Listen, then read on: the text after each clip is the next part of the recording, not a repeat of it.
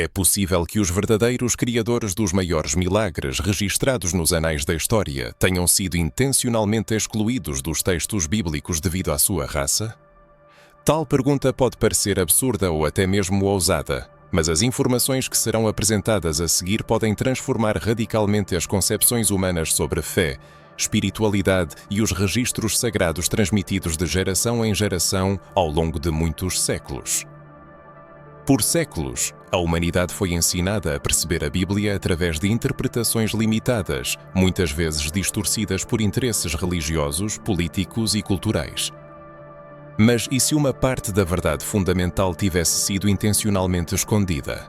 E se existissem feitos esquecidos, dignos de serem chamados de milagres, divindades silenciadas e também indivíduos negros de excepcional poder espiritual, cujos nomes e realizações foram apagados da narrativa oficial com o objetivo de preservar certas estruturas de poder? Neste material será levantado o véu do mistério, desvendado o manto da manipulação histórica e revelados os segredos mais perturbadores sobre os chamados deuses negros.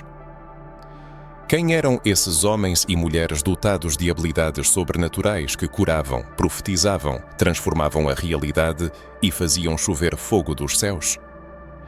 Por que seus feitos surpreendentes desapareceram dos textos canônicos? Quais milagres foram removidos dos registros oficiais?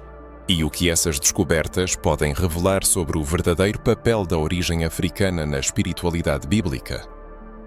É preciso preparar-se, pois haverá um mergulho em 10 revelações que foram intencionalmente ocultadas. A exploração começará com a compreensão de quem eram os deuses negros nas tradições mais antigas e por que eles eram associados ao poder divino e aos milagres. Em seguida, haverá um aprofundamento em registros esquecidos que narram os grandes feitos realizados por líderes espirituais negros, milagres tão poderosos que foram considerados perigosos para a doutrina institucional. Serão abordados profetas africanos mencionados direta ou indiretamente nas Escrituras, suas histórias suprimidas e o impacto que suas mensagens poderiam ter no mundo moderno. Serão apresentadas evidências históricas e arqueológicas que demonstram como a presença de figuras negras foi sistematicamente apagada de imagens, narrativas e sermões. Também será discutido por que a Igreja institucional ocultou essas histórias, quem se beneficiou desse silêncio e como isso ainda afeta a fé contemporânea. Serão tocados temas delicados: racismo espiritual, o apagamento da identidade divina negra e as estratégias empregadas para embranquecer figuras-chave da fé cristã. Simultaneamente, será criado um espaço para a reflexão sobre o poder espiritual inerente às tradições africanas e como elas se conectam diretamente com a Bíblia.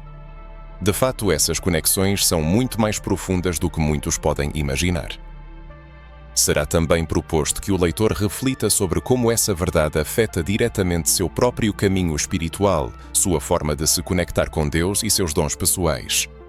Será mostrado como é possível resgatar essa sabedoria hoje, como aplicar esse conhecimento na vida prática e como se libertar de séculos de doutrina manipulada. A discussão abordará cura, revelação, reconexão espiritual e identidade. No entanto, nada disso fará sentido se a pessoa não estiver disposta a questionar o que foi ensinado como verdade absoluta. Portanto, é crucial prestar muita atenção a cada momento, pois o que está por vir é um convite à libertação espiritual e à redescoberta de uma poderosa verdade que foi silenciada por séculos. Afinal, por que a imagem de Deus foi sempre atribuída a uma determinada cor de pele? Porque santos, anjos e até o próprio Cristo foram representados no estilo europeu, quando os eventos bíblicos se desenrolaram em territórios africanos e orientais. A pesquisa em questão não se limita apenas ao passado, ela visa provocar um despertar de um princípio interno que talvez tenha sido suprimido por narrativas estranhas que não correspondem à verdadeira natureza do ser humano. Surge a pergunta legítima: e se a fé herdada repousasse sobre fundamentos incompletos?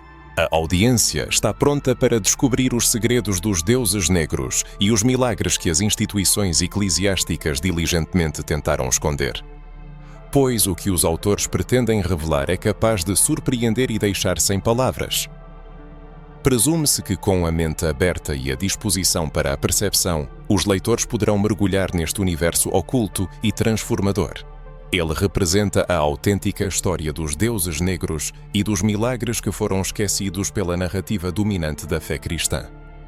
Chegou ao momento de confrontar o que foi conscientemente silenciado não apenas pelos sistemas religiosos, mas também pelas estruturas de poder que sempre se beneficiaram da erradicação da espiritualidade negra. Primeiramente, os autores precisam enfatizar que, ao mencionar deuses negros, não se trata de politeísmo ou paganismo, ao contrário das associações automáticas impostas a muitos pela doutrina assimilada.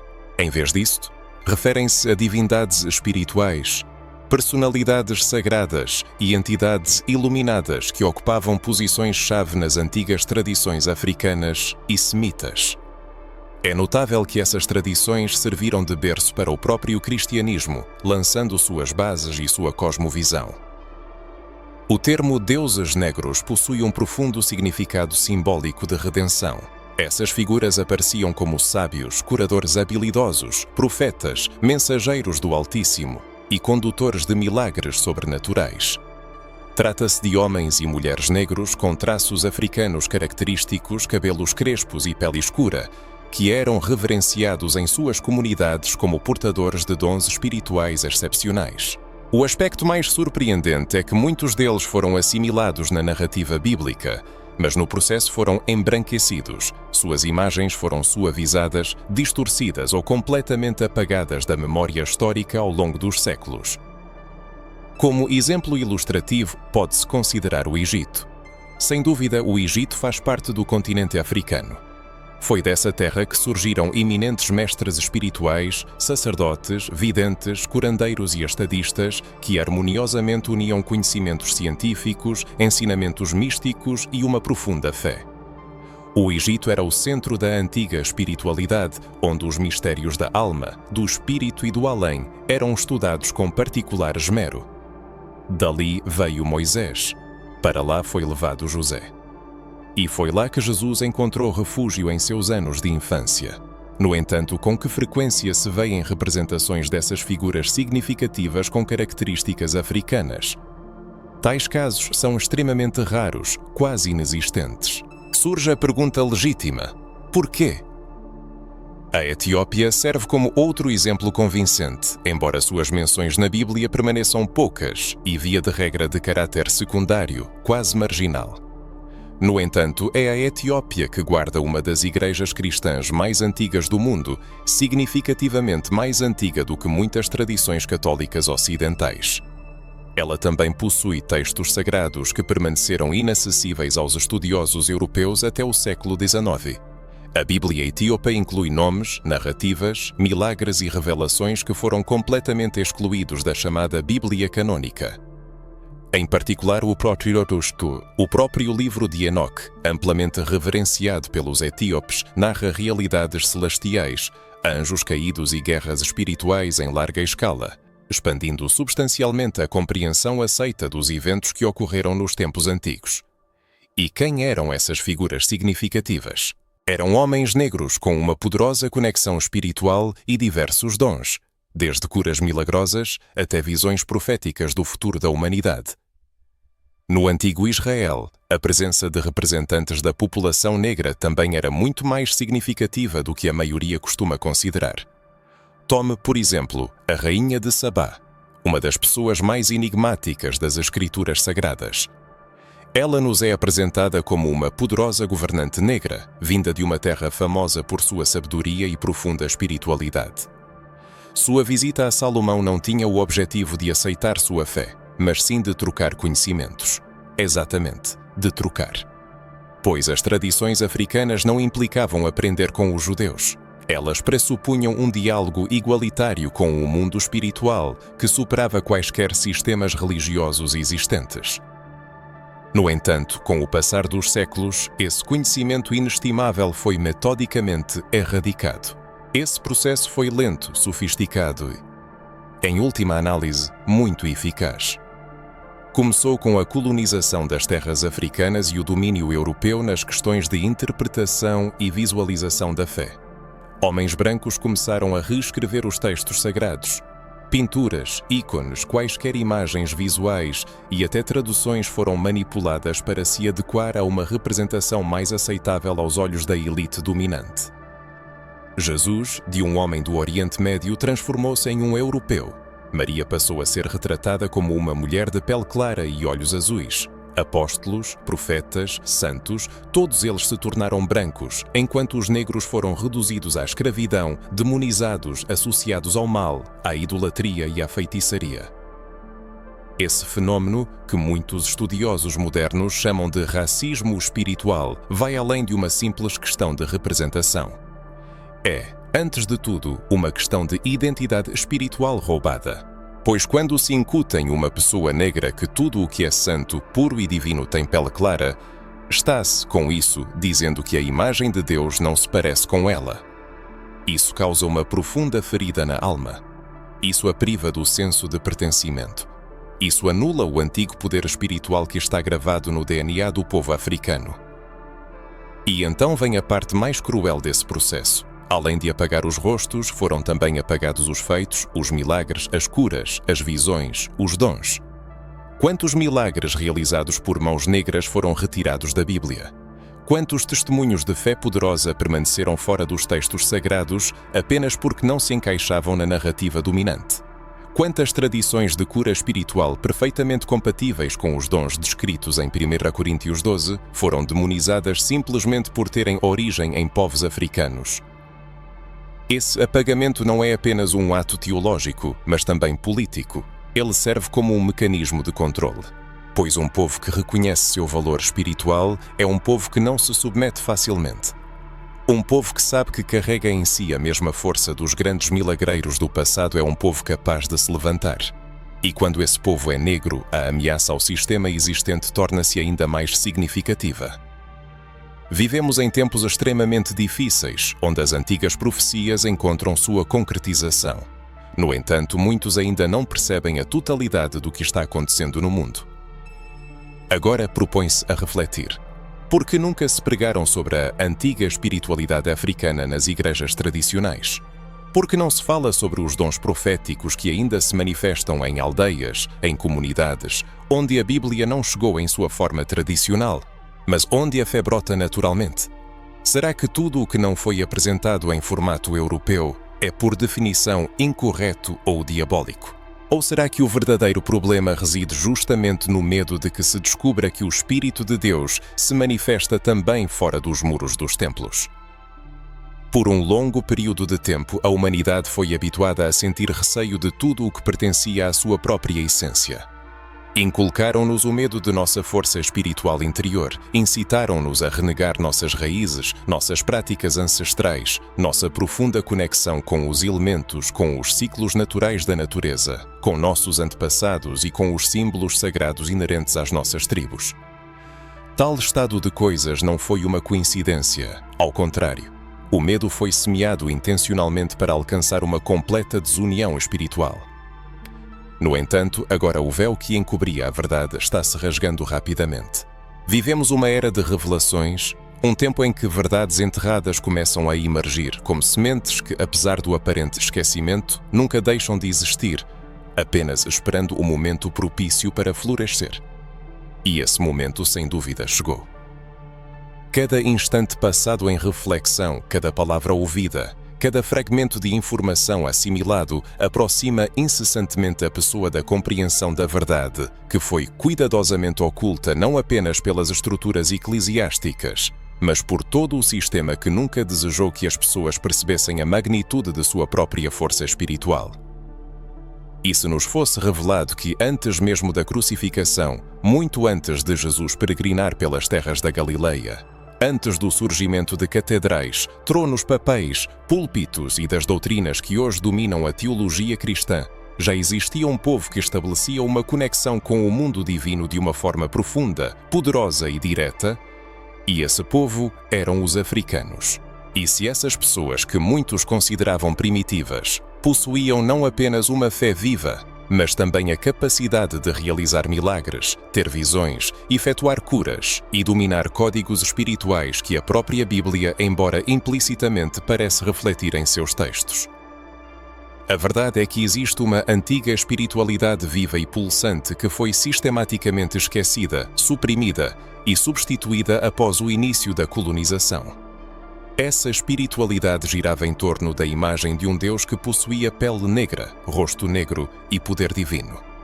Esse Deus não era uma criação de idolatria ou de mitos pagãos, como muitos foram ensinados a acreditar. Ele era a manifestação do Altíssimo em um contexto cultural completamente diferente. O problema não estava no Deus que esses povos adoravam, mas no medo de que um povo negro, consciente de seu valor espiritual, se tornasse incontrolável diante das potências coloniais e religiosas que viriam para estabelecer seu domínio. Refiro-me a civilizações majestosas como as do Reino Núbio, o Reino de Cush, o Reino Etíope e até mesmo os reinos do Sahel, que já naquela época interagiam tão intensamente com o mundo invisível que suas experiências espirituais pareciam ter saído diretamente das páginas do Antigo Testamento. Não é por acaso que o nome Cush aparece repetidamente na Bíblia e em muitos textos antigos. Cush é tradicionalmente considerado o pai das civilizações negras. Mas o que acontece com essas menções no discurso moderno? Onde estão os sermões sobre o povo de Cush, se eles eram tão próximos do povo de Israel? Por que a imagem da África pré-cristã é sempre retratada como pagã ou sem Deus, quando na verdade ela era permeada por uma profunda espiritualidade desde suas origens? Os registros mais antigos da história espiritual da humanidade demonstram convincentemente que o povo africano já tinha uma relação estabelecida com o Criador Supremo.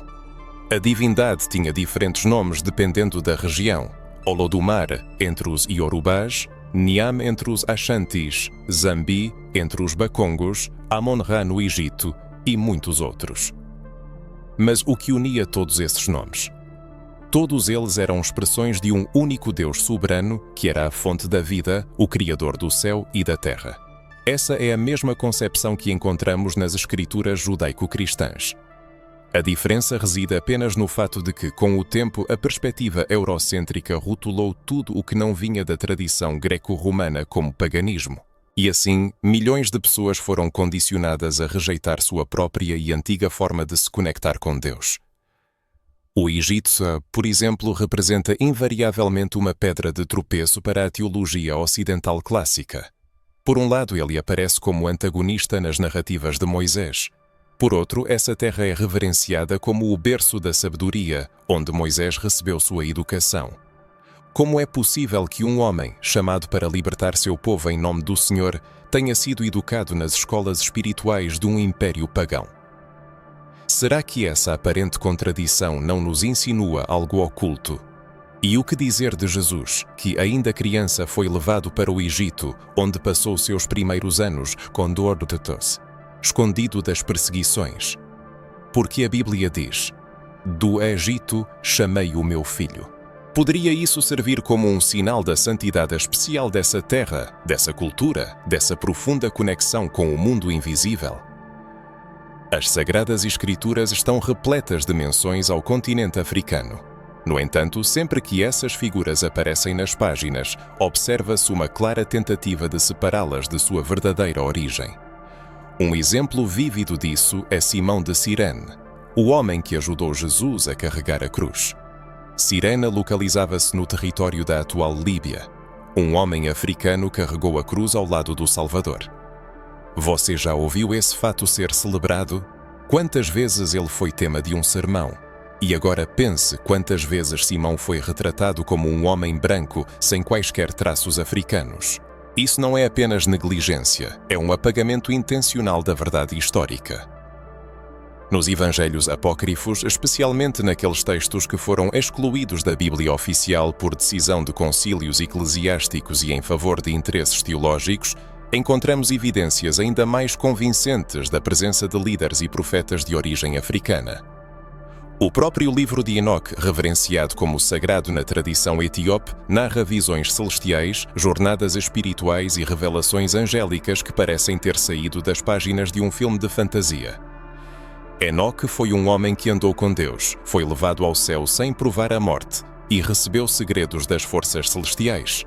Agora, perguntemos: por que esse livro foi excluído das Bíblias ocidentais, mas permaneceu intocado por milénios na Etiópia, uma nação africana?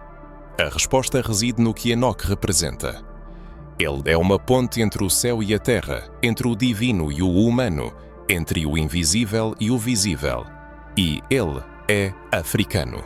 A preservação de seu livro pelos etíopes demonstra que a África não foi apenas o berço da espiritualidade bíblica, mas também a guardiã de partes importantes dessa verdade que foram intencionalmente removidas no Ocidente. Outro texto poderoso é a História dos Patriarcas, que se encontra nas tradições copta e etíope, narrando fatos e interpretações intencionalmente omitidos nos registros tradicionais. Nessas histórias não figuram apenas personagens negros, lá são descritos milagres, curas, manifestações sobrenaturais, homens que ressuscitam mortos, mulheres que curam com o toque das mãos, profetas que conversam com anjos. Tudo isso foi experienciado por pessoas negras, possuindo nomes relacionados a lugares e costumes específicos que jamais seriam aceitos como canônicos pela perspectiva europeia que dominou os concílios eclesiásticos. Você começa a perceber agora a verdadeira dimensão do roubo espiritual que ocorreu. Não é apenas uma questão de incluir personagens negros na narrativa histórica. É uma questão de devolver ao povo africano sua herança divina, seu papel central na fé, sua autoridade espiritual. Por que isso foi tirado? Porque é perigoso demais para o sistema existente reconhecer que as mesmas pessoas que foram escravizadas por séculos foram, na verdade, aquelas que andaram com Deus desde o início dos tempos. Reconhecer essa verdade mudaria absolutamente tudo. Mudaria como as pessoas negras se veem. Mudaria como as pessoas brancas veem a espiritualidade negra. Mudaria os próprios fundamentos das atuais estruturas religiosas. E é por isso que esse tema foi tão cuidadosamente silenciado. O Deus negro da África antiga não era de forma alguma inferior ao Deus bíblico. Era, em sua essência, uma autêntica expressão cultural do mesmo Criador, universal e onipresente. No entanto, para que o Evangelho pudesse servir eficazmente aos interesses coloniais, surgiu a necessidade premente de demonizar tudo o que tinha origem africana, marginalizando crenças e tradições. Assim, foi metodicamente construída uma teologia da exclusão, cujos dogmas afastaram uma parte significativa da humanidade. E com essa ideologia, milhões de corações humanos foram alienados de sua verdadeira origem espiritual, perdendo a conexão com as raízes profundas de sua fé.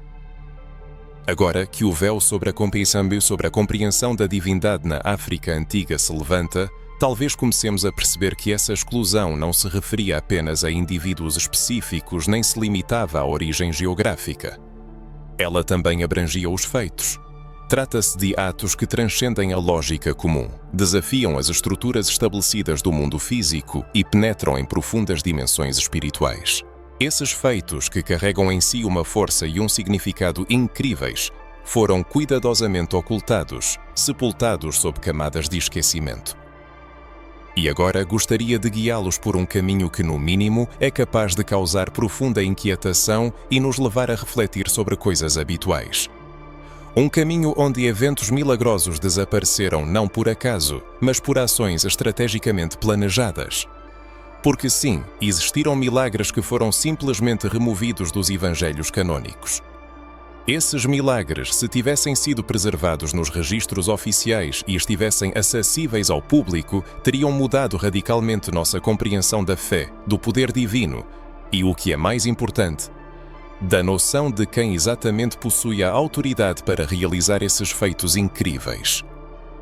Esses milagres não foram apenas histórias apagadas da memória por descuido ou negligência dos escribas. Eles foram intencionalmente cortados dos textos, metodicamente retirados da circulação. Foram silenciados porque representavam uma séria ameaça à estrutura doutrinária em construção, a um sistema de crenças que exigia limites claramente definidos e regras estritas.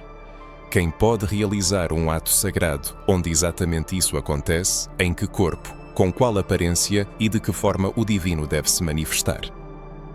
No âmbito dessa construção seletiva, destinada a formar uma doutrina conveniente e controlável, muitas passagens milagrosas, originadas de pessoas negras, povos orientais, mulheres ou representantes de povos fora da tradição judaica, foram simplesmente excluídas dos textos sagrados ou declaradas não inspiradas por Deus.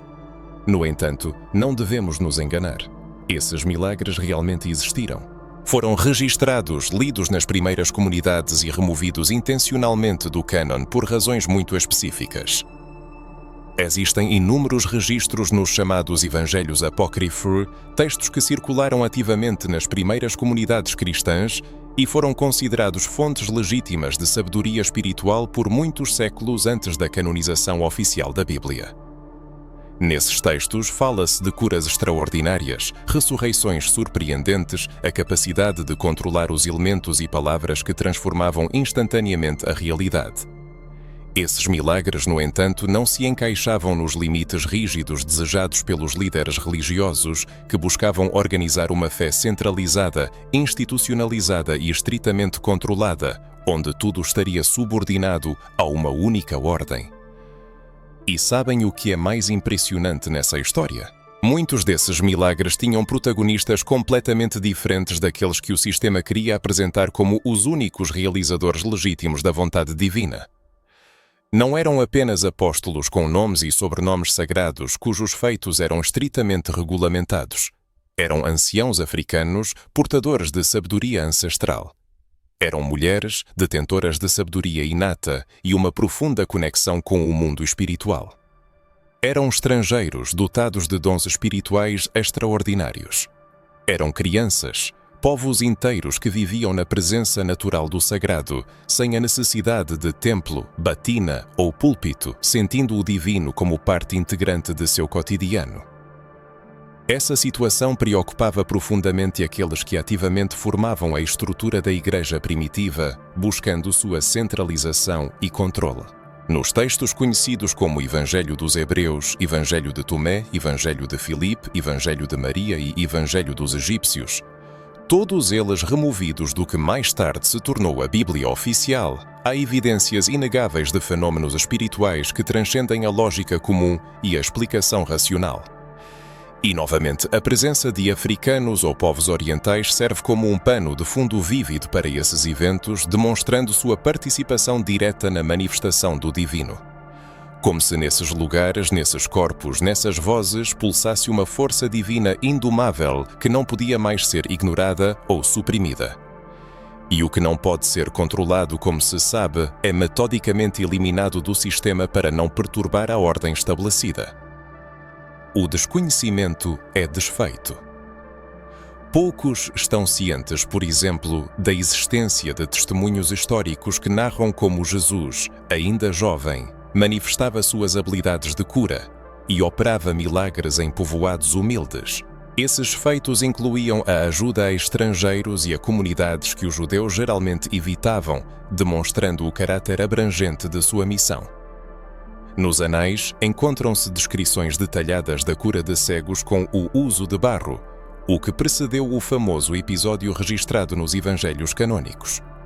Não menos notáveis são as tradições sobre libertações espirituais realizadas por mulheres que possuíam o dom profético, não aprovado pelo sistema patriarcal dominante daquela época. Além disso, são mencionados homens que vieram do sul, de terras pouco conhecidas, as chamadas terras escuras, que realizavam sinais e prodígios surpreendentes, reconhecendo o Messias muito antes de as autoridades religiosas oficiais da época o fazerem. Tais milagres representam algo mais do que meros símbolos de fé religiosa. Eles servem como prova irrefutável de que o Espírito de Deus se manifesta por sua própria vontade, sem se submeter a limitações humanas. Isso demonstra de forma convincente que os dons espirituais não surgiram no seio da organização eclesiástica, mas acompanharam a humanidade desde suas origens. Habilidades como o dom da cura, a capacidade de discernir entidades espirituais e o dom da palavra sábia eram parte integrante das tradições culturais e espirituais africanas muito antes do surgimento da Bíblia impressa. No entanto, quando esses mesmos dons se manifestam na atividade de pessoas negras, Eles são frequentemente tratados com profunda suspeita, rotulados como feitiçaria, ocultismo ou heresia. Ao mesmo tempo, se dons idênticos são demonstrados por figuras europeias, eles são elevados à categoria de santos e glorificados. Esse contraste marcante nos faz refletir sobre as razões de tal dualidade. Essa distorção da realidade histórica e espiritual não é de forma alguma um acaso. Foi cuidadosamente moldada e consolidada ao longo de muitos séculos, com o objetivo inabalável de estabelecer controle total sobre o acesso ao poder sagrado. Pois quando se incute em um povo a ideia de sua ilegitimidade em relação ao sagrado, ele é inevitavelmente colocado em uma posição de dependência e submissão. Quando uma mulher é convencida do perigo de seu próprio dom espiritual, ela, via de regra, silencia, suprimindo suas habilidades. Quando se espalha a doutrina de que a África é exclusivamente uma terra de idolatria, milhares de anos de profunda espiritualidade, intimamente ligada ao Criador, são, de fato, apagados. Esse fenômeno vai além da injustiça histórica comum. É, em essência, um verdadeiro roubo da identidade espiritual de povos inteiros. Surgem questões legítimas. Por que o público nunca foi informado sobre a existência de outros evangelhos além dos canônicos? Por que não foram divulgadas informações sobre os textos descobertos em Nag Hammadi, Egito, em 1945, que levantam o véu sobre uma compreensão mais mística e profunda do cristianismo, libertada das rígidas estruturas da hierarquia romana? Porque até hoje não são publicadas nem estudadas as histórias dos primeiros cristãos africanos que, acreditando em milagres, não rejeitavam sua herança cultural ancestral? E por qual razão a Igreja Africana dos primeiros séculos, que desempenhou um papel significativo na formação do cristianismo, foi de fato apagada das páginas dos livros didáticos de história?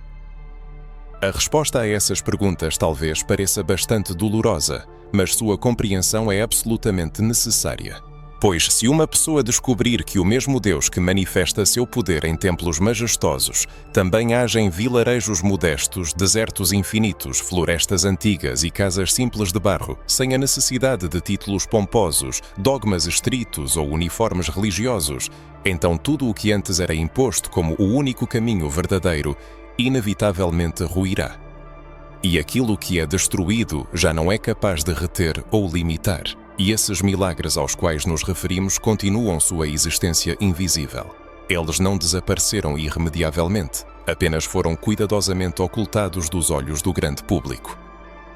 Esses milagres continuam a viver em antigas fontes escritas, em tradições orais seculares, em histórias cuidadosamente transmitidas por avós em línguas que, infelizmente, hoje encontram cada vez menos ouvintes.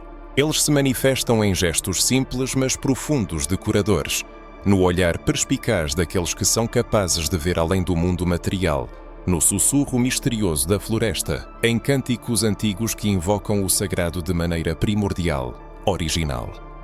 E o mais importante, eles estão presentes na memória coletiva dos povos negros, que continuam a carregar em si a presença divina, apesar de o mundo moderno se esforçar obstinadamente para negá-la. Sobre a natureza da negação. Quando o véu do mistério começa a se levantar, revelando novas facetas de compreensão, uma questão fundamental inevitavelmente se apresenta a cada indivíduo. Como lidar com as informações recebidas? A pessoa preferirá continuar na ignorância, ignorando obstinadamente essas revelações? Ou permitirá que forças externas moldem sua percepção da realidade, delegando a outros o direito de determinar o que é verdade e o que é apenas uma miragem? A alternativa, por sua vez, consiste em ouvir atentamente os ecos distantes daqueles milagres há muito esquecidos, que insistem em seu retorno à consciência coletiva, clamando por reconhecimento incondicional. Basta refletir sobre as sensações que podem surgir neste momento. Qual única palavra é capaz de expressar mais plenamente a essência deste instante? Talvez para alguns seja verdade, para outros, despertar, liberdade ou até algo tão sublime como milagre. Se dentro da pessoa surgiu um movimento interno, se alguma das histórias apresentadas tocou profundamente sua alma, se em sua consciência acendeu uma luz interior, então é preciso compreender. Isso marca o fortalecimento do fundamento para a redenção que está por vir. pois há ainda muitos mistérios não desvendados aguardando o seu tempo. É notável como a percepção de toda essa informação muda radicalmente quando há uma mudança na lente óptica através da qual a história da fé tem sido tradicionalmente ensinada. A essência da questão não se resume apenas a coordenadas geográficas ou à enumeração dos feitos de certas personalidades. O principal torna-se quem, afinal, foi permitido permanecer na memória histórica. Pois enquanto grandes milagres desapareciam gradualmente das páginas oficiais dos anais, as personalidades por trás desses fenómenos também eram sistematicamente apagadas, transformadas e até embranquecidas. Hoje, mais do que nunca, há uma necessidade urgente de falar abertamente sobre o impacto direto e profundamente transformador dos profetas africanos nos textos sagrados da Bíblia. Pois essa influência não é de forma alguma insignificante, secundária ou acidental. Ela tem um caráter central, fundamental e foi cuidadosamente ocultada dos olhos do público por muitos séculos. É preciso refletir profundamente sobre este fato inegável. Quantas vezes ouvimos que o grande profeta Moisés passou sua vida no Egito? Provavelmente tais informações são difundidas por toda parte.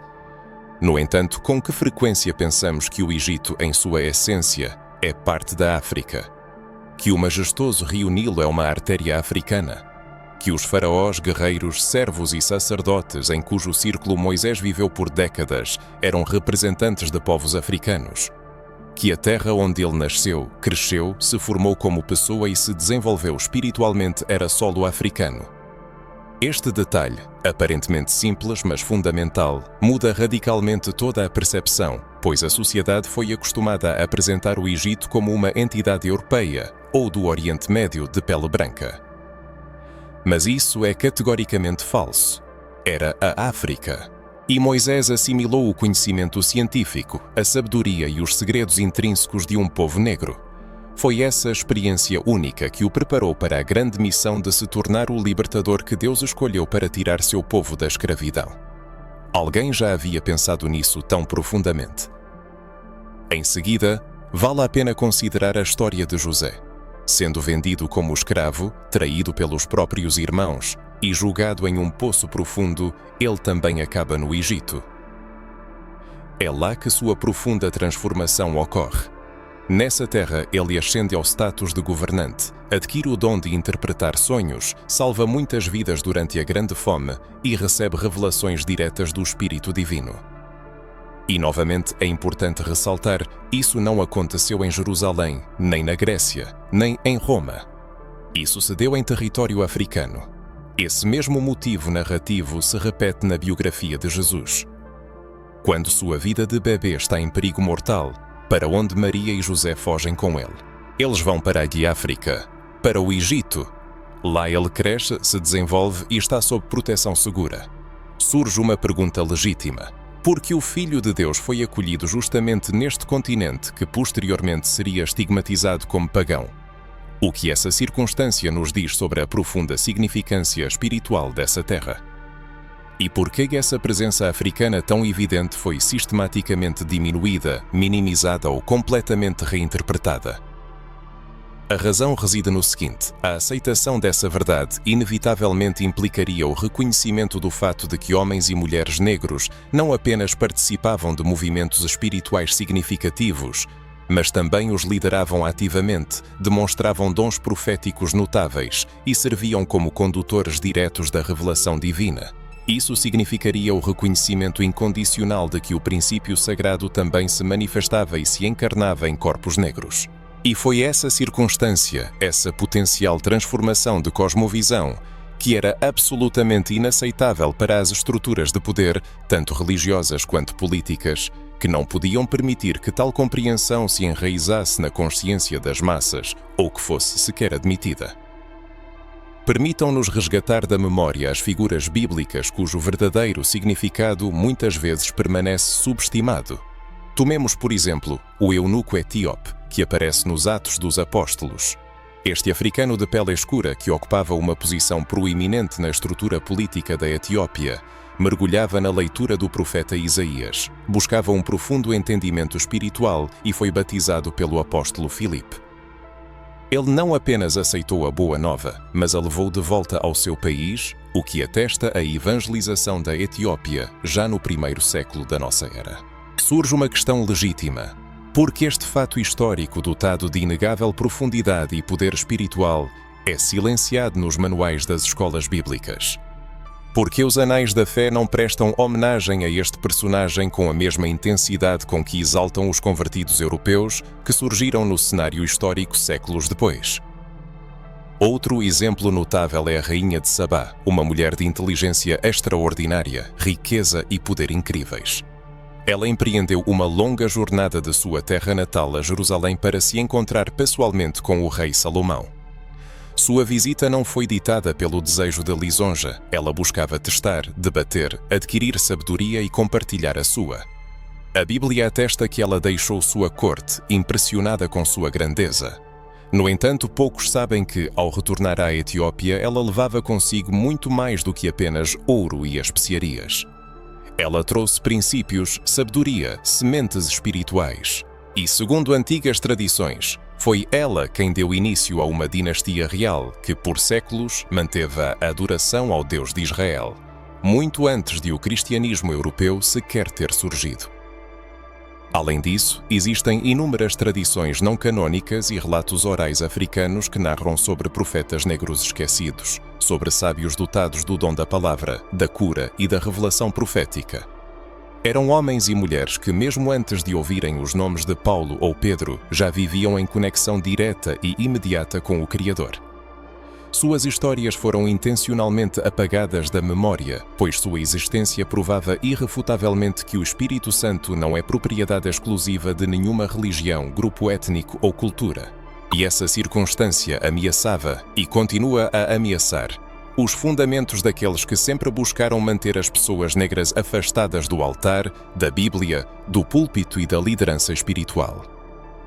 É nesse contexto que se torna necessário introduzir e compreender o conceito de racismo espiritual, pois sim, existiram e ainda existem tentativas deliberadas de romper a conexão das pessoas negras com sua própria espiritualidade. Quando se afirma que Deus se comunica apenas com um certo tipo de pessoa, com uma certa aparência, com uma certa origem, então, na verdade, a milhares de pessoas que carregam essa herança em seu sangue, é negado o acesso ao sagrado. Elas não conseguem mais se ver na fé que lhes foi apresentada. Isso envenena as almas, empobrece o mundo espiritual, aliena. Pois um povo que não se vê no papel de profetas, inevitavelmente se contenta com o papel de espectadores passivos. Foi exatamente esse jogo que foi estabelecido e mantido. Mas o que está acontecendo aqui e agora é a destruição desse jogo. É a remoção da venda dos olhos. É um olhar para a palavra de Deus com uma perspectiva nova, não obscurecida pelas limitações do sistema. E quando fazemos isso, nomes começam a ressurgir do esquecimento. Histórias voltam à vida, milagres se manifestam novamente. E os profetas africanos que sempre estiveram à margem, nos bastidores, nas notas de rodapé da narrativa bíblica, agora emergem para o centro. E com eles vem uma força que até então estava adormecida em muitos de nós. Cada um de nós percebe tal informação à sua própria maneira. O autor busca compreender quais sentimentos e pensamentos esta narrativa desperta em cada leitor. Se algo profundo ressoa na alma, isso sem dúvida contribui para a disseminação da verdade autêntica. Chegou a hora de derrubar concepções estabelecidas, de dar voz àqueles que foram silenciados por séculos. Pois é a reação da audiência que se torna parte integrante desta grande restauração espiritual. E, sem dúvida, isso possui uma força colossal. PTBR. À medida que essas ideias se desenrolam, uma questão legítima pode surgir na mente do leitor. Existem provas concretas e tangíveis que confirmem tudo isso? Ou é apenas uma interpretação ousada, nada mais do que uma teoria especulativa? É precisamente neste ponto que a narrativa toma um rumo ainda mais surpreendente, pois a resposta é afirmativa. Sim, Existem inúmeras evidências históricas, arqueológicas e académicas que provam de forma convincente que muitos dos maiores líderes espirituais e figuras centrais da fé bíblica eram, de fato, de origem africana. Não se trata apenas de citações simbólicas tiradas do contexto ou de suposições vagas e infundadas. O autor enfatiza que pesquisadores têm à sua disposição papiros autênticos preservados, manuscritos antigos, ossuários precisamente datados, retratos artísticos originais da época e numerosas descobertas arqueológicas. Todos esses artefatos e testemunhos entram em conflito irreconciliável com a narrativa eurocêntrica estabelecida, que por séculos foi apresentada ao público como uma verdade inquestionável. Voltemos aos manuscritos etíopes, com os quais se inicia a análise das evidências. Como já foi repetidamente observado, a Etiópia é, com razão, considerada uma das regiões mais profundamente espirituais e culturalmente ricas do nosso planeta.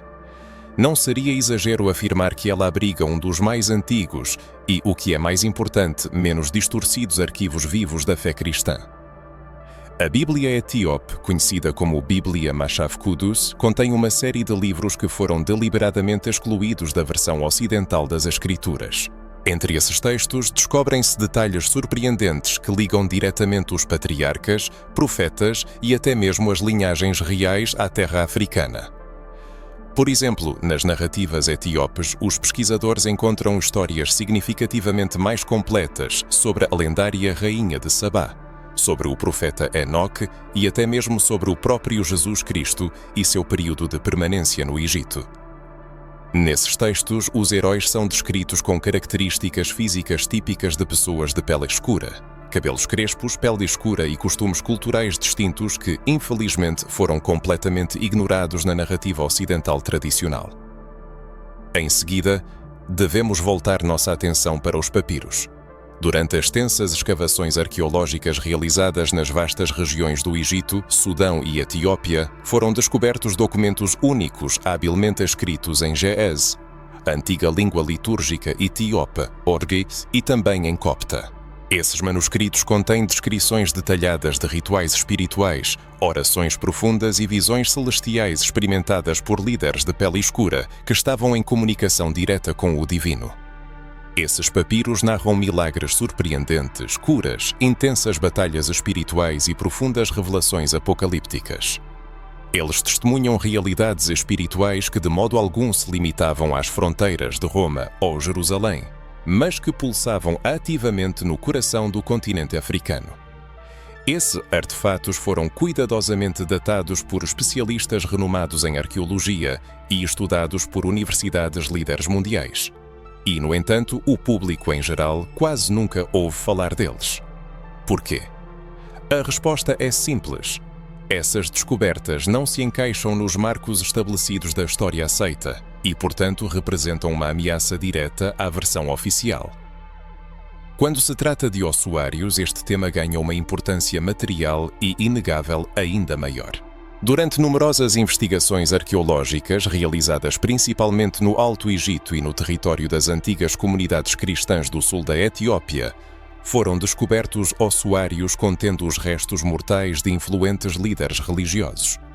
Essas sepulturas foram decoradas com inscrições bíblicas, cruzes coptas e outros símbolos cristãos primitivos. A análise detalhada desses restos, incluindo testes de DNA modernos e reconstruções faciais de alta precisão, indicou inequivocamente características africanas marcantes. Uma estrutura óssea específica, proporções cranianas características e até mesmo vestígios de pigmentação preservada em alguns casos.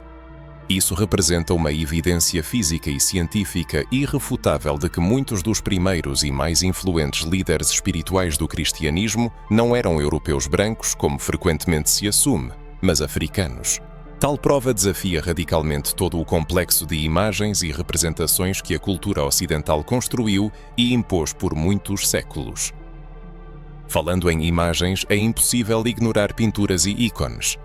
Nos antigos santuários cristãos do Egito e da Etiópia, fossem afrescos ou pinturas murais, Jesus, Maria, os apóstolos e os profetas eram representados aos fiéis com características faciais escuras distintivas. Essas imagens se encaixavam organicamente no tecido cultural local e não causavam nenhuma oposição, até que o domínio europeu começou a reescrever metodicamente até mesmo os rostos mais sagrados. A partir do século IV, com o avanço do Império Romano e o fortalecimento do cristianismo como religião oficial, iniciou-se o processo de embranquecimento planejado dos personagens bíblicos. A imagem europeia de Jesus, com olhos claros e cabelos lisos, gradualmente assumiu uma posição dominante nos altares, apesar de ser historicamente completamente improvável que uma pessoa nascida naquela região no período indicado possuísse tais características físicas.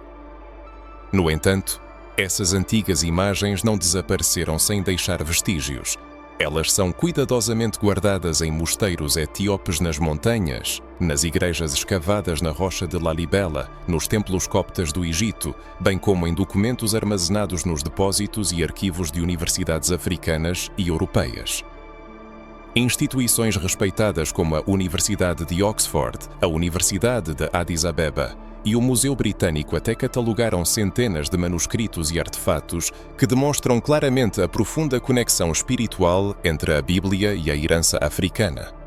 E embora essas instituições frequentemente abordem o estudo desse material com distanciamento académico, os dados em si são inegáveis.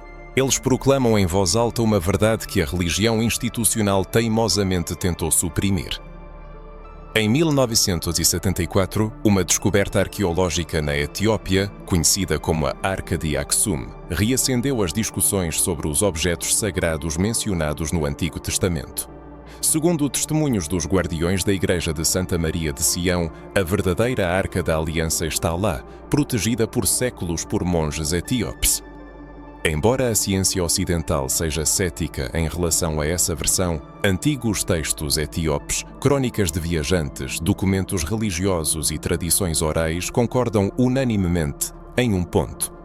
Os mistérios da fé foram preservados no continente africano, enquanto no Ocidente foram apagados da memória ou substituídos por versões mais convenientes e aceitáveis. E esta é apenas uma parte da história. Existem numerosos registros de universidades e pesquisadores independentes que afirmam inequivocamente que a Bíblia Ocidental foi manipulada para servir aos interesses das monarquias e da Igreja Romana. Durante o Concílio de Niceia, no século IV, foi feita uma seleção de livros para inclusão na Bíblia, e muitos dos textos excluídos eram de origem africana ou narravam sobre líderes espirituais negros. Por que isso não é ensinado nos seminários? Porque os teólogos tradicionais evitam persistentemente esses debates? Porque a verdadeira teologia deveria esconder suas raízes das próprias pessoas que a encarnaram? A escala desse fenômeno é impressionante. Estamos à beira de uma reavaliação da fé. Uma fé que não exclui, não embranquece, não apaga. Uma fé que honra os ossos, os nomes, os rostos e as ações dos filhos e filhas da África. E essas evidências irrefutáveis não estão escondidas em cantos obscuros. Elas estão em museus, bibliotecas, universidades e manuscritos seculares. Elas estão gravadas na pedra, nos ossos, no papiro e na memória viva de pessoas que nunca esqueceram suas origens. E agora o ouvinte, diante de todas essas informações, é questionado.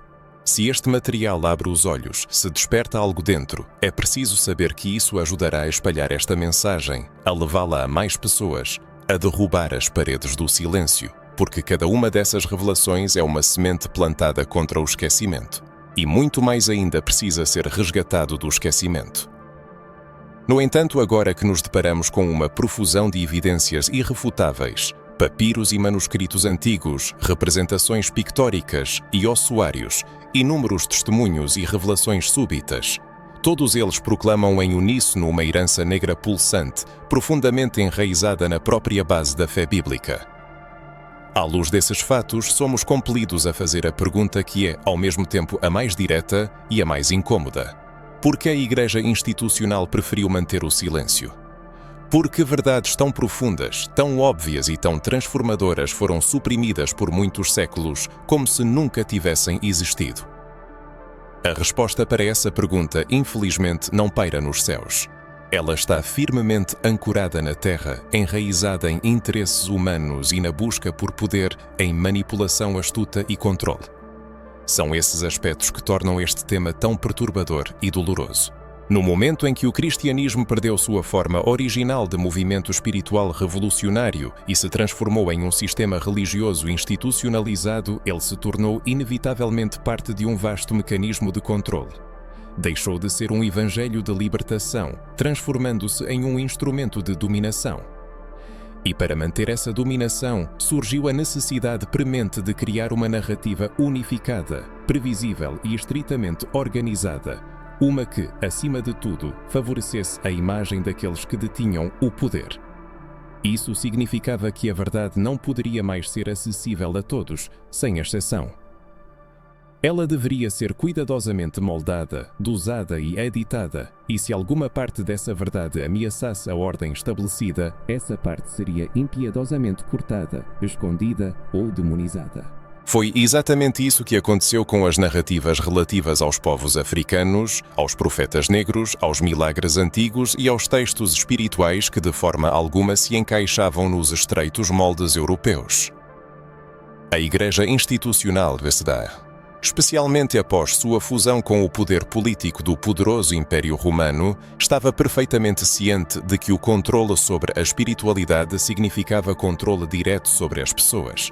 E o controle sobre as pessoas, por sua vez, implicava o domínio sobre suas crenças, suas concepções de Deus, suas ideias de salvação e, o mais importante, sobre sua identidade.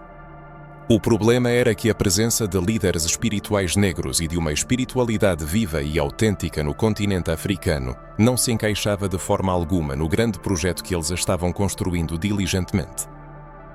Portanto, foi tomada a decisão de apagar, silenciar, censurar, reduzir a África a um cenário simplificado de escravidão, idolatria e completa ausência de Deus. Criar uma teologia que reconhecesse como sagrado apenas o que passava pelos canais sancionados por Roma, depois pela Reforma e depois pelas missões coloniais. Formar uma história bíblica onde todos os personagens-chave fossem exclusivamente brancos, ou pelo menos neutros em aparência, e qualquer narrativa diferente disso fosse relegada à periferia e rotulada como heresia.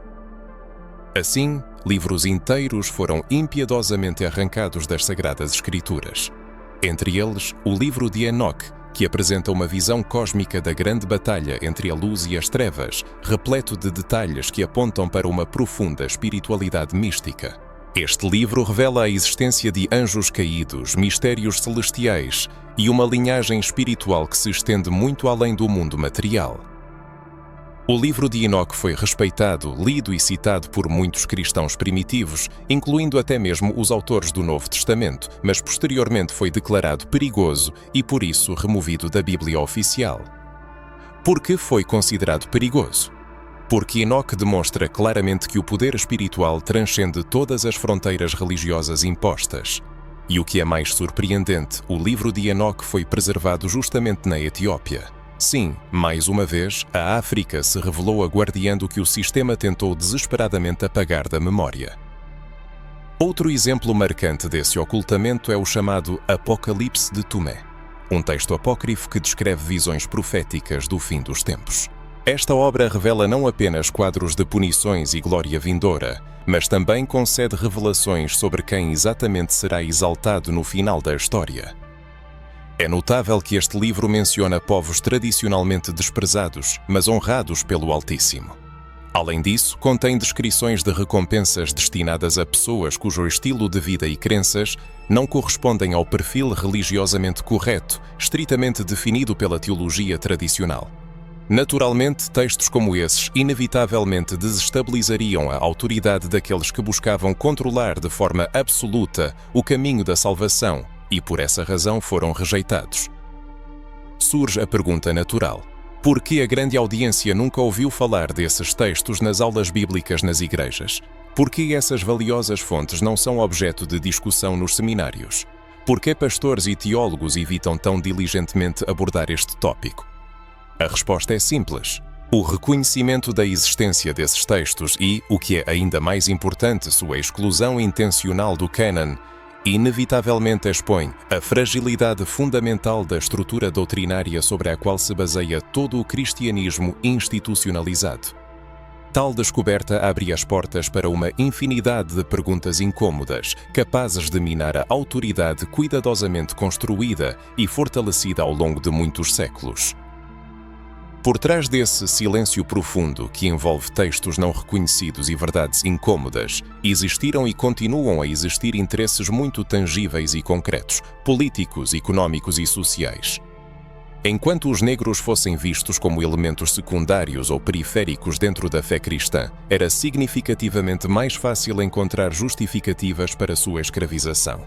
Enquanto o continente africano fosse deliberadamente retratado como uma terra de impiedade e selvageria, sua colonização em nome de Cristo se tornava moralmente aceitável e até desejável.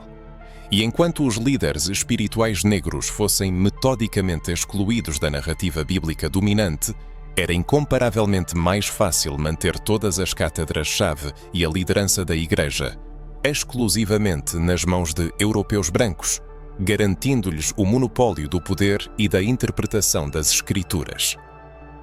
É importante ressaltar que não se trata de nenhuma teoria da conspiração ou especulação. Estes são fatos inegáveis, cuidadosamente registrados em inúmeros documentos históricos, refletidos em atas de concílios eclesiásticos, consagrados em tratados coloniais e até mesmo explicitamente expostos em cartas pessoais dos próprios missionários que atuavam na época. Esta é a verdadeira história, uma história que por muito tempo preferiram não contar. O silêncio das instituições eclesiásticas sobre este assunto nunca foi neutro ou acidental. Ele foi propositalmente construído e cuidadosamente mantido, e este silêncio profundo e secular continua a ecoar poderosamente no mundo contemporâneo. Para se convencer disso, basta estudar atentamente os materiais didáticos das escolas bíblicas, onde as menções a personagens negros são praticamente inexistentes. Basta observar de perto os vitrais das igrejas, as pinturas e outras representações dos heróis da fé para notar seu caráter predominantemente eurocêntrico.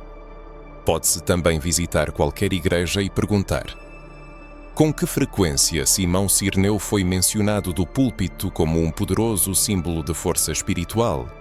Ou quantas vezes se pregou sobre o eunuco etíope, reconhecendo-o como um pioneiro da evangelização africana?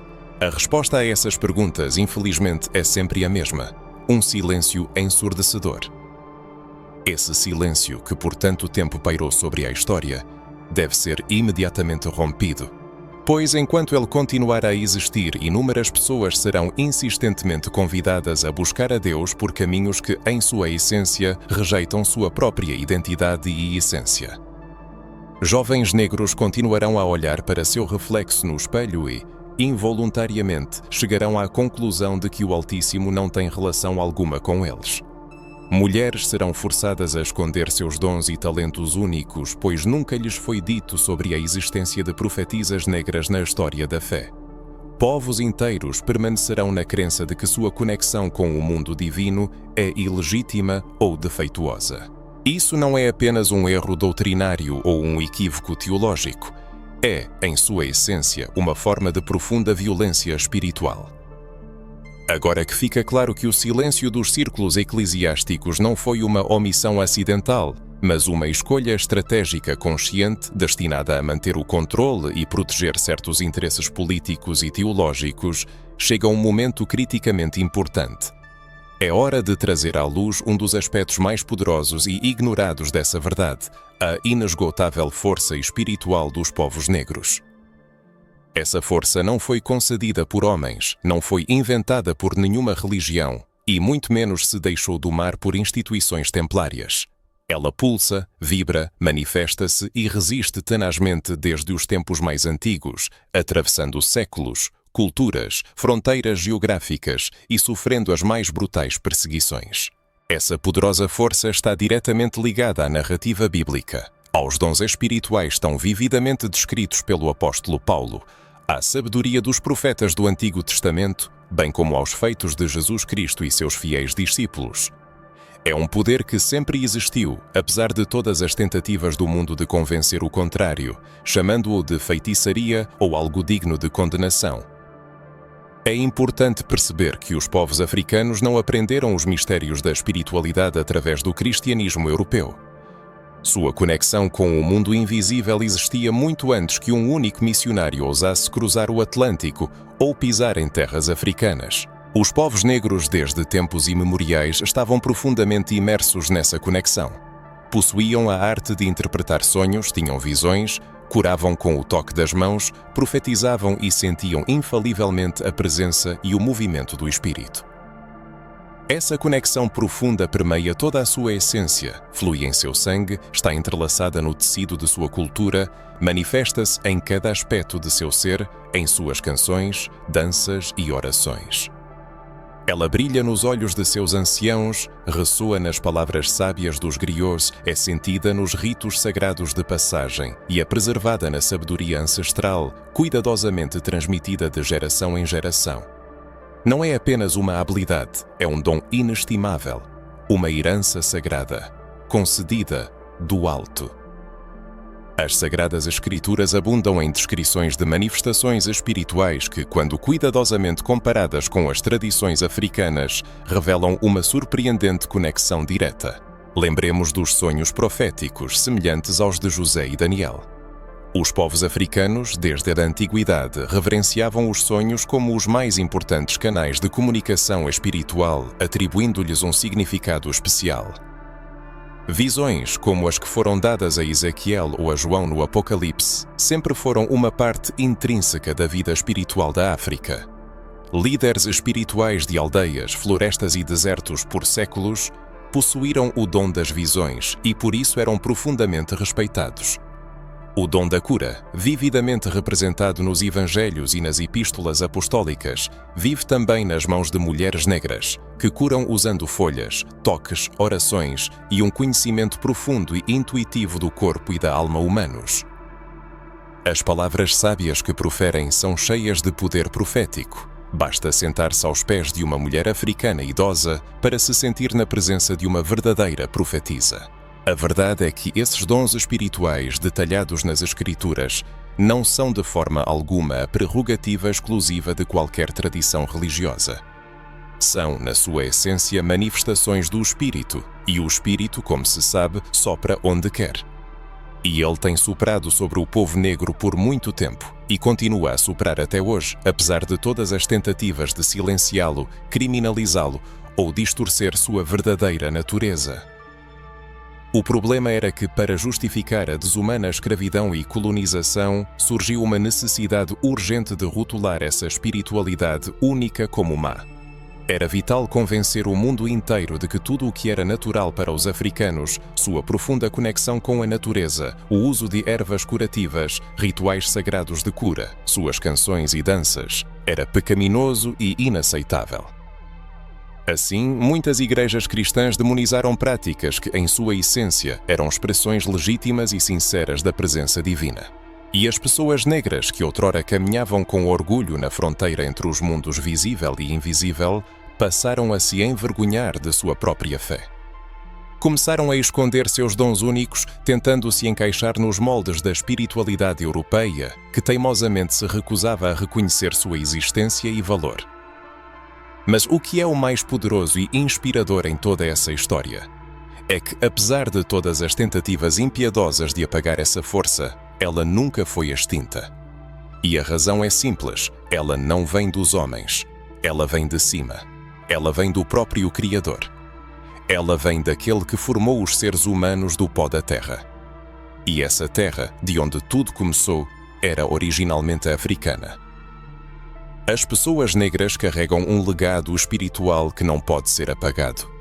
Está em seu DNA, está guardado em sua memória corporal, manifesta-se na forma como oram, como se reúnem e como vivenciam o mundo ao seu redor. Pesquisas modernas começam a confirmar o que seus anciãos sempre souberam intuitivamente. Existe uma conexão profunda e inseparável entre a herança genética, a linhagem cultural e a manifestação direta dos dons espirituais. Isso significa que o ambiente em que uma pessoa cresce, as histórias que ouve, os rituais em que participa e até mesmo a comida que consome, tudo isso contribui para o despertar de sua sensibilidade espiritual. E os povos africanos, vivendo em conexão inseparável com o todo, com a terra, com o céu, com os ciclos eternos da vida, sempre mantiveram esse canal sagrado aberto. O caminho para uma iluminação espiritual permanece aberto até hoje. Sua presença duradoura é particularmente notável mesmo nas comunidades eclesiásticas que tentaram relegar seu legado histórico ao esquecimento. Muitos dos significativos despertares espirituais que ocorrem nas igrejas cristãs negras são nada menos que um poderoso renascimento de práticas ancestrais, enraizadas nas profundezas dos séculos. Os gritos de júbilo, os cânticos espontâneos, os movimentos rítmicos, o rodopiar, as revelações súbitas, os gritos emocionados e os momentos de transe espiritual profundo. Todas essas manifestações possuem raízes profundas que se estendem muito além do cristianismo institucional tradicional. Elas são expressões autênticas e legítimas do espírito de um povo que sempre experimentou uma profunda sede e fome pela presença divina. É um povo que sempre possuiu uma capacidade única de captar a voz do Criador, mesmo quando essa voz não se manifestava nas línguas oficiais da teologia, como o latim, o grego ou o hebraico, mas chegava através de dialetos nativos, ressoava no ritmo dos tambores e era sentida no silêncio profundo e cheio de presença. Provavelmente muitos não pensaram profundamente sobre isso. No entanto, se uma pessoa é negra ou tem raízes africanas, ela também carrega essa poderosa herança espiritual. É bem possível que o dom que ela pensa estar ausente esteja, na verdade, apenas adormecido dentro dela. Talvez aquela sensibilidade especial que ela sempre sentiu, mas teve medo de expressar, seja uma manifestação do espírito buscando despertar algo antigo em suas profundezas. Talvez esse tremor interno, essa súbita iluminação, essa forte intuição, esse poder curativo inerente às palavras, tudo isso não seja algo estranho ou inexplicável, mas represente seu verdadeiro chamado, seu dom único, sua herança espiritual inalienável. É essa mesma herança que por séculos tentaram sufocar, mas que agora começa a ressurgir poderosamente, rompendo o esquecimento. É por isso que essa salvação espiritual é uma necessidade tão urgente. Quando um povo se reencontra com seus dons ancestrais, ele adquire verdadeira liberdade, desfazendo as correntes de limitações passadas. Ele começa a ouvir a voz do Criador clara e inequivocamente, compreendendo que para viver plenamente sua fé, não precisa de permissão de nenhum sistema ou instituição humana. Tal despertar representa um perigo para aqueles que buscam manter o poder e o controle sobre as massas, mas para aqueles que sinceramente desejam viver uma vida plena e significativa, torna-se uma verdadeira libertação, abrindo novos horizontes. Agora que a verdadeira profundidade do poder espiritual das pessoas negras começa a se revelar, quando milagres esquecidos e verdades anteriormente silenciadas se manifestam, é hora de parar e refletir profundamente. É importante questionar: que mudanças esse conhecimento traz para a nossa compreensão da fé? Vale a pena considerar que, por muitos séculos, a sociedade foi ensinada a acreditar que os maiores milagres da história da humanidade, os feitos mais impressionantes descritos na Bíblia, poderiam ter sido realizados exclusivamente por indivíduos europeus, ou se encaixavam em um modelo de crença estritamente eurocêntrico, canonizado e geralmente aceito.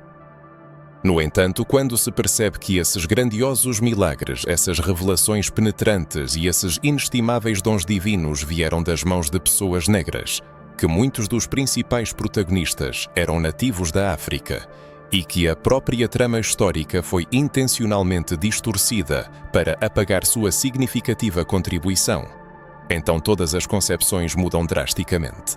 A fé deixa de ser apenas um conjunto estático de afirmações dogmáticas repetitivas e se transforma em algo vivo, dinâmico, algo que pulsa nas profundezas de nossa linhagem, que pode ser experimentado e reconhecido em cada corpo humano, em qualquer cultura e em qualquer território, independentemente da geografia e da posição social. Essa reinterpretação muda radicalmente nossa visão de Deus. Se antes a concepção do divino muitas vezes parecia distante, abstrata e acessível apenas a alguns eleitos, agora surge uma profunda compreensão.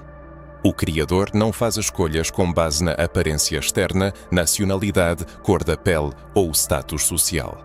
A vontade divina se manifesta através daqueles que Ele próprio escolhe. E as pessoas negras, apesar de séculos de escravidão e opressão, nunca deixaram de ser seus eleitos, mantendo sua conexão única com as forças superiores. Esse conhecimento significa que cada sonho profético, cada profunda visão espiritual, cada toque curativo que pode ser lido nas Escrituras ou em relatos apócrifos, não são privilégios exclusivos de um grupo específico de pessoas. É um poderoso lembrete de que o Espírito Santo se manifesta de forma absolutamente livre e desimpedida, independentemente de quem a pessoa é, de onde ela vem ou de como o mundo busca percebê-la e defini-la. A presença divina está disponível para todos que estão abertos a ela. Essa poderosa revelação impulsiona uma profunda reavaliação dos modelos estabelecidos de liderança espiritual que foram impostos à sociedade por séculos. Quando se torna evidente que líderes, profetas e milagreiros negros foram sistematicamente silenciados ou suas histórias reescritas, a questão de por que apenas certas figuras históricas foram elevadas aos céus, enquanto outras foram propositalmente escondidas, surge inevitavelmente. Essa situação leva inevitavelmente à compreensão dos mecanismos ocultos do poder religioso, que por muitos séculos manipulou habilmente a narrativa.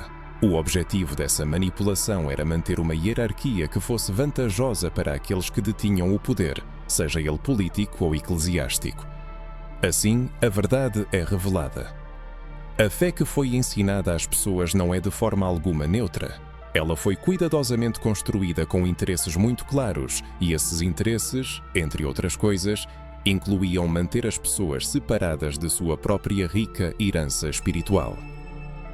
Ao mesmo tempo, essa consciência oferece a oportunidade de recuperar o que foi injustamente roubado. Ela abre os olhos para o fato de que a verdadeira espiritualidade não depende da aceitação ou aprovação institucional.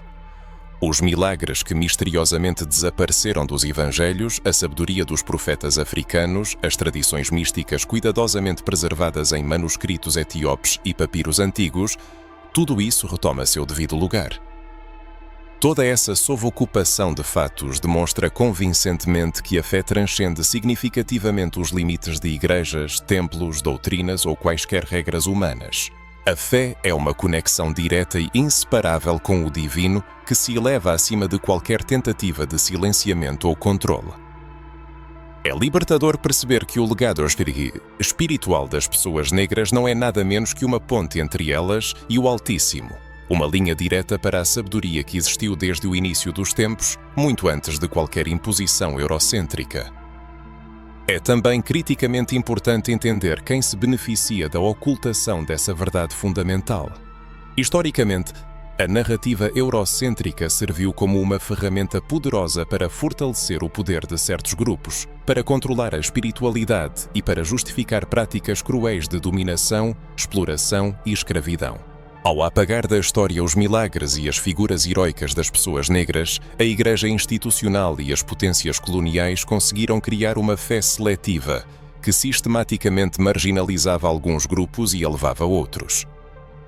Isso não é apenas uma questão de revisar fatos históricos. É uma questão profunda de identidade, de autoconsciência espiritual e do direito inalienável a uma conexão livre com o divino. Ao reconhecer essa verdade, as pessoas rompem as correntes invisíveis que as mantinham separadas de sua própria força espiritual interior. Agora, à medida que uma profunda reflexão sobre tudo isso acontece, começa a surgir a compreensão de que a fé não é uma linha reta, nem um único caminho unificado. É uma complexa rede de experiências, revelações e milagres habilmente entrelaçados ao longo da história da humanidade, incluindo aqueles que foram conscientemente excluídos dos registros oficiais. Essa percepção transforma radicalmente a forma como as pessoas leem a Bíblia, como interagem com a oração e como percebem a presença de Deus em suas vidas. Ela liberta do medo de serem indignas ou de não serem reconhecidas como portadoras de dons espirituais, dissipando dúvidas e incertezas. Ela infunde coragem para redescobrir sua linhagem, reconhecer a poderosa força que flui em suas veias e despertar dons que talvez foram ensinados a ignorar. Quando as pessoas começam a entender que a história do divino é muito mais diversa do que lhes ensinaram, que os milagres vieram de uma multiplicidade de culturas e cores de pele, que a espiritualidade negra era central e não periférica, elas começam a ver com novos olhos tudo o que antes consideravam fixo e imutável. Esta situação incita as pessoas a reflexões profundas, a uma busca incessante pela verdade, a uma educação contínua e, acima de tudo, a uma reverência por qualquer manifestação autêntica de fé.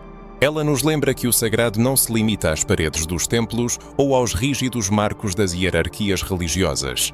Pelo contrário, ele é vivo e palpável em cada um que sinceramente abre sua alma ao espírito. Tal compreensão convida a todos a direcionar um olhar atento às suas próprias comunidades, às tradições herdadas e aos conhecimentos acumulados a fim de perceber o fato inegável. O princípio divino manifestou-se invariavelmente através das pessoas, mesmo quando o mundo circundante se esforçava persistentemente para impor um ponto de vista diferente. Agora, quando o indivíduo começa a compreender a verdadeira dimensão do que por séculos foi silenciado, apagado da memória e intencionalmente distorcido, surge inevitavelmente uma pergunta verdadeiramente fundamental: como se pode reviver essa sabedoria espiritual secreta no mundo moderno? Pois o mero conhecimento da história não é suficiente. Não basta apenas ter consciência de que grandes milagres foram realizados pelas mãos de pessoas de pele escura, que profetas africanos caminharam entre os ancestrais, ou que antigas e ricas tradições foram conscientemente relegadas ao esquecimento. A verdadeira força, portanto, reside na profunda reconexão com essas fontes ancestrais, na revitalização e na introdução na modernidade daquilo que, apesar de sua vivacidade, permaneceu oculto por séculos. E tal reconexão é uma necessidade premente, pois é através dela que cada indivíduo terá a oportunidade de vivenciar a fé da maneira mais autêntica, profunda e verdadeiramente libertadora.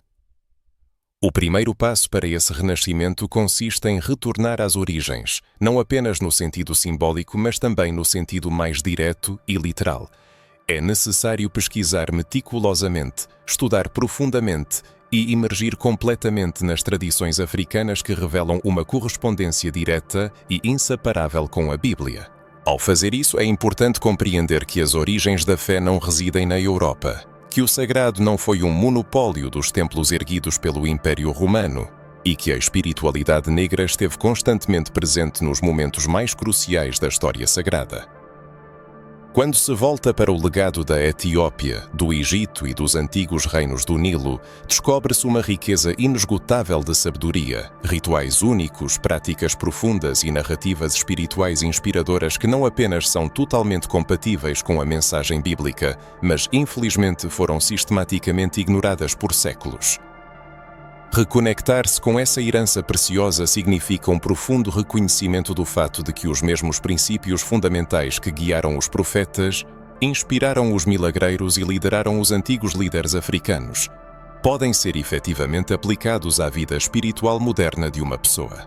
Um dos caminhos mais práticos e acessíveis para isso é o estudo atento de textos que foram conscientemente ignorados ou mesmo excluídos do cânon da Bíblia tradicional. Os livros apócrifos, como o livro de Enoque, o Apocalipse de Tomé, o Evangelho de Filipe e até mesmo o Evangelho de Maria, contêm revelações que expandem significativamente a compreensão humana do divino e demonstram convincentemente que a verdadeira força espiritual não tem restrições raciais ou culturais. Esses livros lançam luz sobre como o espírito se manifesta em formas que a tradição dominante preferia ocultar cuidadosamente, mas que sempre estiveram abertas para aqueles que buscam sinceramente a verdade. Esses textos antigos ensinam a arte dos sonhos proféticos, a compreensão das visões espirituais, a consciência da batalha eterna entre a luz e as trevas e também enfatizam a responsabilidade pessoal de cada indivíduo, de se conectar ativa e conscientemente com a fonte divina. Além disso, é extremamente importante interagir ativamente com as tradições etíopes e afrodescendentes que preservaram cuidadosamente esse conhecimento secreto. Na Etiópia, por exemplo, antigos mosteiros por milénios mantiveram e desenvolveram práticas únicas de oração, canto, meditação e rituais que refletem diretamente uma conexão direta e inseparável com a herança espiritual da Bíblia. Essas antigas tradições demonstram de forma convincente que a fé pode ser vivida de forma orgânica e integral, em plena harmonia com a natureza, os ciclos naturais da vida e o mundo espiritual invisível, sem a necessidade de se apoiar em estruturas hierárquicas rígidas ou dogmas exclusivamente europeus. A observação cuidadosa e o estudo aprofundado dessas práticas permitem que a pessoa compreenda como os milagres e os dons espirituais, detalhados nas Sagradas Escrituras, são capazes de se manifestar na vida cotidiana de maneiras reais, tangíveis e verdadeiramente transformadoras. Um dos aspectos-chave e inalienáveis é a profunda compreensão da sabedoria afrodescendente, que milagrosamente sobreviveu mesmo após tentativas deliberadas de erradicá-la. As tradições espirituais do continente africano, transmitidas de geração em geração por meio de contos orais, canções melódicas, ritos curativos, orações sinceras, danças expressivas e celebrações solenes, representam um tesouro inesgotável de conhecimento que serve como um elo direto entre o crente e o princípio divino. A imersão no estudo dessas antigas tradições e a participação ativa nelas vão muito além do mero interesse académico. É, na verdade, um processo de restauração da identidade espiritual perdida, permitindo que a pessoa perceba que o poder divino não está contido exclusivamente nas escrituras sagradas ou nas paredes dos templos, mas pulsa vivamente nos corações das comunidades, em cada corpo, na própria essência da cultura afro-americana. Ao participar dessas práticas profundas, o indivíduo adquire a capacidade de se reconectar com o poder dos ancestrais, que existiu desde tempos imemoriais e ainda permanece acessível para aqueles que estão prontos para compreendê-lo. Esse renascimento espiritual também implica uma profunda compreensão de que milagres, dons divinos e diversas manifestações espirituais não precisam de validação ou aprovação externa. A pessoa não precisa esperar que alguma instituição religiosa ateste a autenticidade de sua experiência pessoal para que ela seja considerada real. Desenvolver a capacidade de ouvir a própria intuição, de prestar atenção à sua sensibilidade espiritual interna, isso é verdadeiramente um estágio-chave no caminho para a reconexão com aquela força inesgotável que sempre foi uma parte inalienável da herança afro-americana. A verdadeira fé não é um simples conjunto de preceitos ou dogmas. Ela representa uma experiência profunda, uma prática contínua e um diálogo constante e vivo com o princípio divino. É por meio desse diálogo sagrado que milagres e revelações novamente adquirem a capacidade de se manifestar no mundo, assim como acontecia nas eras antigas. Quando o pesquisador se aprofunda no estudo dessas fontes primárias, ele descobre uma impressionante interconexão de tudo o que existe. Profetas negros, milagres relegados ao esquecimento, textos apócrifos, preciosos manuscritos etíopes, tradições orais seculares e até mesmo práticas espirituais modernas. Todos eles são elos de um único e inseparável fio de sabedoria que nunca deixou de existir. Apenas foi temporariamente silenciado.